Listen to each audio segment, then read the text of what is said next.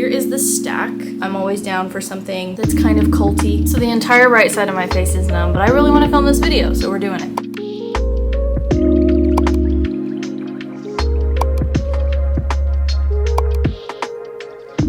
What is up, everyone? Welcome back to another video. Today it is a fall TBR.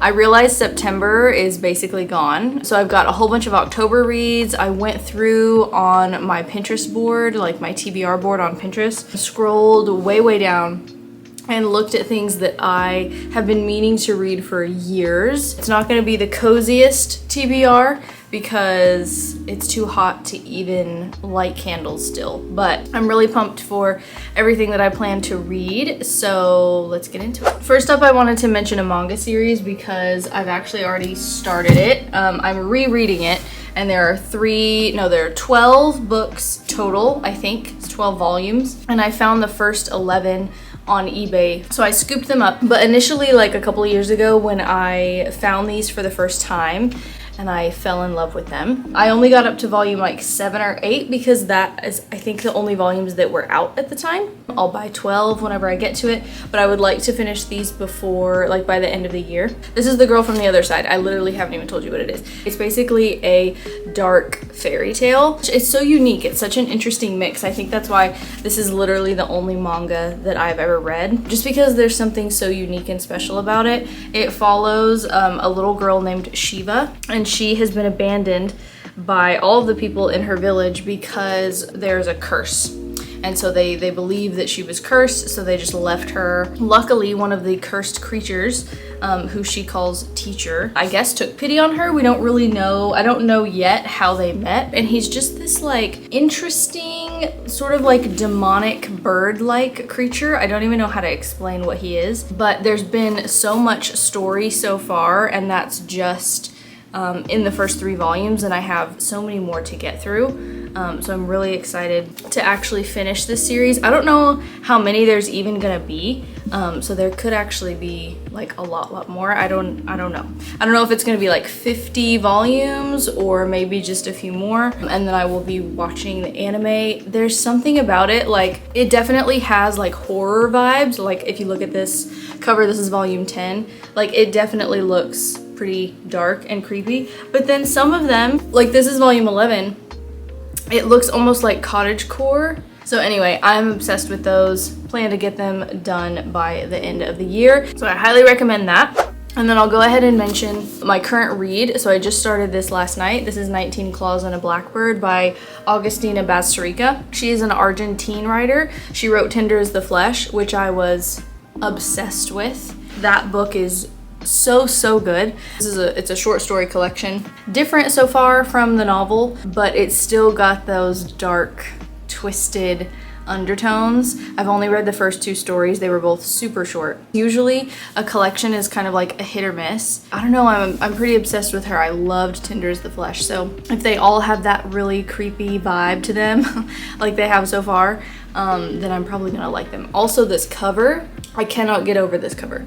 I love the hand and the crow or the raven or whatever kind of blackbird it's supposed to be, and then like the color scheme. Anyway, so I highly recommend her. Now it is time to gather the stack. I always bite off more than I can chew. Like, it's just, that's always how it happens. I don't know why. I always think I have more time than what I actually do. I don't know if you guys are like that. There's so many here, and October is only 1 month. So here is the stack, not including the ones I just mentioned. So quite a few things I would like to get through. The first one on the stack is Blood Feast. This is by, Malika Mustadref. Could totally be butchering her name. This is another short story collection. This was actually recommended to me by a subscriber. It sounds really interesting. It's Moroccan literature, so this will be for Morocco for my Reading Around the World challenge. Blood Feast is the complete collection of Mustadref's published short fiction, haunting, visceral stories by a master of the genre.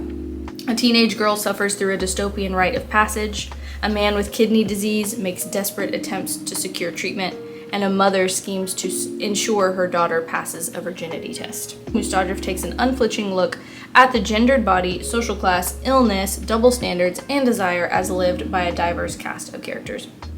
it sounds really cool. So we've got those feminist vibes, and then we've got, again, it kind of sounds like with this one, like there's definitely going to be some, maybe a little bit of gore. I don't know. I mean, that's what the cover kind of suggests. So I'm excited for this one. Hopefully this works for Morocco. Then one that I feel like is maybe a little bit controversial. This book hasn't gotten the best reviews. So Otessa Moshfegh is obviously very famous for My Year of Rest and Relaxation, which I did like. This one seems like I will love it even more, honestly, because it just looks darker and creepier. This is Lapvona.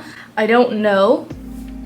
I just haven't heard the best things. So I'm gonna go in with an open mind and kind of no expectations and hope that it still impresses me. The blurb says, little Merrick, the abused and delusional son of the village shepherd, believes his mother died giving birth to him. One of Merrick's few consolations is his enduring bond with the blind village midwife, Ina, who suckled him when he was a baby. For some people, Ina's ability to receive transmissions of sacred knowledge from the natural world is a godsend. For others, Ina's home in the woods is a godless place. The people's desperate need to believe that there are powers that be who have their best interests at heart is put to a cruel test by their depraved lord and governor. But when fate brings Merrick into violent proximity to the lord's family, new and occult forces arise to upset the old order. By year's end, the veil between blindness and sight, life and death, and the natural world and the spirit world will prove to be very thin indeed. I love that mention of the occult. I'm always down for something that's kind of culty. It's just, that's what I crave at this time of the year. So if you've read this one, let me know in the comments if you are on the side of most of the other reviewers that I've read. So we'll see. Another one that screams Halloween is Sign Here by Claudia Lux. I remember walking by this in a bookstore when it was still in hardback, because I think this maybe recently just came out in paperback, and taking a picture of it and telling myself, okay, when Halloween comes around, you need to read that. And I remembered to buy it. This is supposed to be like a black comedy. Peyote Trip has a pretty good gig in the deals department on the 5th floor of hell. Sure, none of the pens work, the coffee machine has been out of order for a century, and the only drink on offer is Jägermeister, but Pei has a plan. And all he needs is one last member of the Harrison family to sell their soul. When the Harrisons retreat to the family lake house for the summer with their daughter Mickey's precocious new friend Ruth in tow, the opportunity Pei has waited a millennium for might finally be in his grasp, and with the help of his charismatic co-worker Calamity, he sets a plan in motion. It reminds me of something that Polinick might write, who's one of my faves, or even Grady Hendrix, and I have a Grady Hendrix in the stack. It reminds me of, specifically, I mentioned Polinick because it reminds me of Damned by Polinick, which is basically like The Breakfast Club, but in hell. So if it's anything like that, I think I'm gonna like this one. Next we have a Marina and Sergei Dyachenko book. They are the authors of the Vita Nostra series, which I just read the sequel, Assassin of Reality. I just finished that one, so that'll be in my September wrap up very soon. But this is another one by them. I'm pretty sure this is a standalone. This is Daughter from the Dark.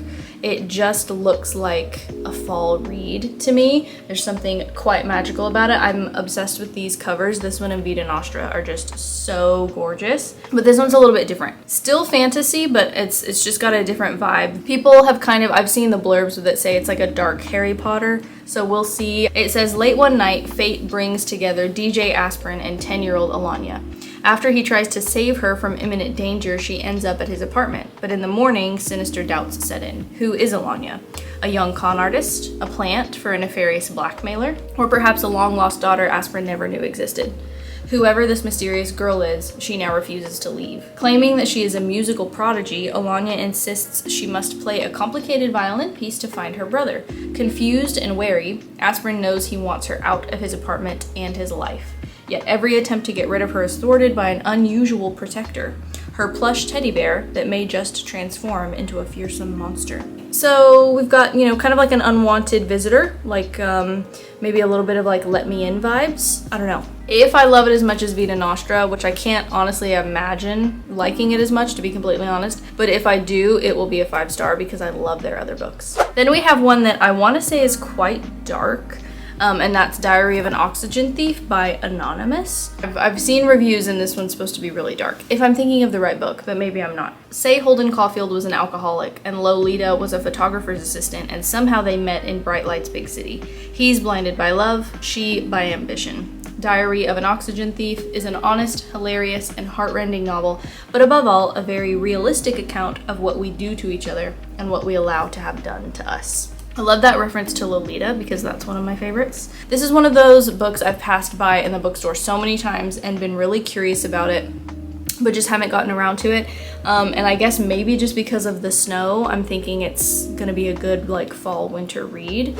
Then A Devil Comes to Town by Paulo Morentzig. This one, again, is one I had to scroll way down. It's been on my TBR for years. Like, I don't even remember when I pinned this one. It will work for Italy for my Reading Around the World challenge, so I'm pretty pumped for that. I've read a few Italian translated novels before, but nothing that I was obsessed with. It's a literary thriller. It says, wild rabies runs rampant through the woods. The foxes are gaining ground, boldly making their way into the village. In whatever the village is called, I'm not even gonna attempt to pronounce it. An insular yet charming haven stifled by the Swiss mountains, these omens go unnoticed by all but the new parish priest. The residents have other things on their mind, literature. Everyone's a writer. The nights are alive with reworked manuscripts. So when the devil comes up in a black car claiming to be a hotshot publisher, unsatisfied authorial desires are unleashed, and the village's former harmony is shattered. Taught with foreboding and gothic suspense, Paulo Morentzig gives us a refined and engaging literary parable on narcissism, vainglory, and our inextinguishable thirst for stories. So I just thought that sounded really interesting. I've never read a book like that where like all the people are writers. It's a super short one, so it will probably only take me a day or two to get through it. So I'm excited for this one.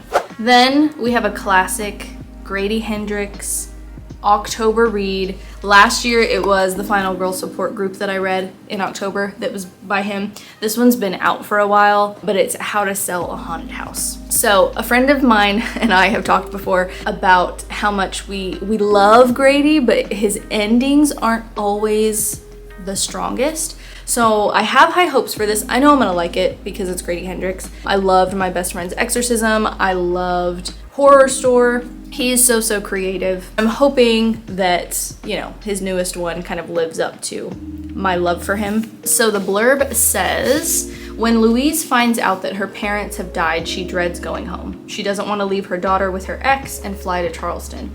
She doesn't want to deal with her family home, stuffed to the rafters with the remnants of her father's academic career and her mother's lifelong obsession with puppets and dolls. So we're gonna get some stuff about dolls, obviously. Look forward to that. She doesn't want to learn how to live without the two people who knew and loved her best in the world. Most of all, she doesn't want to deal with her brother Mark, who never left their hometown, gets fired from one job after another, and resents her success. Unfortunately, she'll need his help to get the house ready for sale, because it'll take more than some new paint on the walls and clearing out a lifetime of memories to get this place on the market. But some houses don't want to be sold, and Louise and Mark's home has other plans for both of them. How to Sell a Haunted House is a classic Hendrix, equal parts heartfelt and terrifying. Like I said, high hopes. If it has a crappy ending, then oh well, but this will certainly be one. This and Sign Here, those are gonna be the two that fight for Halloween night, because boyfriend and I are not the type of people to go out. This will be the haunted house that I go to on Halloween night instead of an actual haunted house. So this is probably gonna be my spooky read for October 31st. And then the last book, which has literally been on my shelves for years, I don't even remember when or where I bought it. And it's just one of those books that gets pushed back and pushed back and pushed back. And I'm like, okay, I'll read it next fall. But I'm really gonna try to read it this year. I don't know, maybe it's just gonna be a weird thing about this book. So we'll see if I get to it or not. It's If We Were Villains by M.L. Rio. I know this one is like super famous because it's compared to Donna Tartt's The Secret History, which is another really famous, probably like the best top tier dark academic book.